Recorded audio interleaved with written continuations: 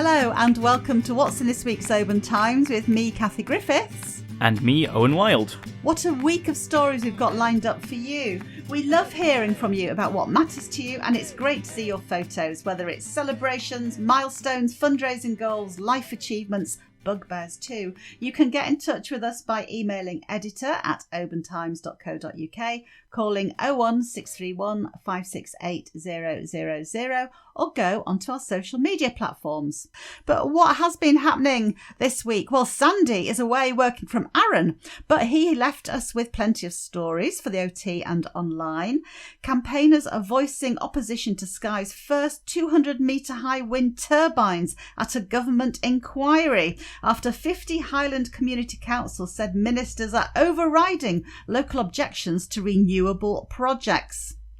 Also taking place on September the 6th on Easdale Island is the World Stone Skimming Championships. This is the first time the event has received funding from Event Scotland. It's one of 23 events across 11 local authorities to benefit from more than £265,000, 502 is that pounds? Yes, not pennies. Of funding from the National Events Programme. Anyway, good on the Easdale organisers. Some great cash coming their way.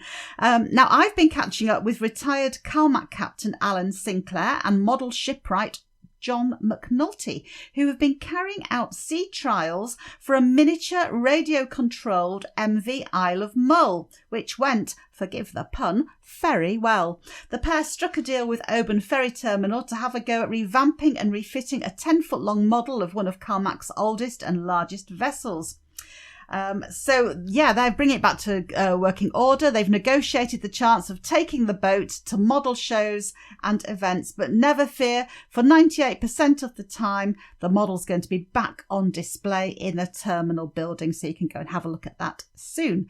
Keeping with the sea theme, we've got a report on Oban's 4th International Sea Shanty Festival, and if you're looking for more music this weekend, why not pop along to the Argyllshire Gathering Halls this Sunday, 2 till 5, for a splendid afternoon tea and for the sounds of the Catalina Sisters and Swing Sensation Band.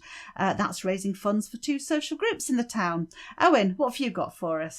Well, thank you, Kathy. Taynuilt has been given the chance to fight its own battle against a battery energy storage facility planned for the village. The controversial plans, which have seen 135 objections, were deferred to a predetermination hearing by the council's planning committee last week. That will be taking place later this year. Continuing with the positive news, Mull Community Council is feeling hopeful after a positive meeting with Scottish Water, as the two try to come to a solution to Mull's septic tank fiasco. Find out the details online or in this week's paper. We've got a full photo spread from this year's Oban High School Leavers Dance in the paper this week, as well as news from Staffa, as the island reopens following a long and painstaking project to repair and upgrade the island's jetty. That had to take place over winter due to the tourist season, and everything had to be helicoptered in. Finally, from me, businesses on Mull and in Oban have told the Oban Times how they've been struggling in the absence of the MV Isle of Mull. The vessel has not had a scheduled sailing to Mull since January 3rd of this year. While it's due back next week, it has missed the first 3 months of the tourist season for the 3rd year running, and businesses on the island have told us how the day trip economy has been decimated. Pick up a copy of this week's OT to read more. Thanks, Owen. So remember to go to westcoasttoday.co.uk to read more, or pick up a printed copy of the OT in newsagents, supermarkets and petrol stations. Well, that's it from us this week. Stay well, everyone. It's goodbye from me, Kathy Griffiths. And goodbye from me, Owen Wild. Bye. Hey, hey.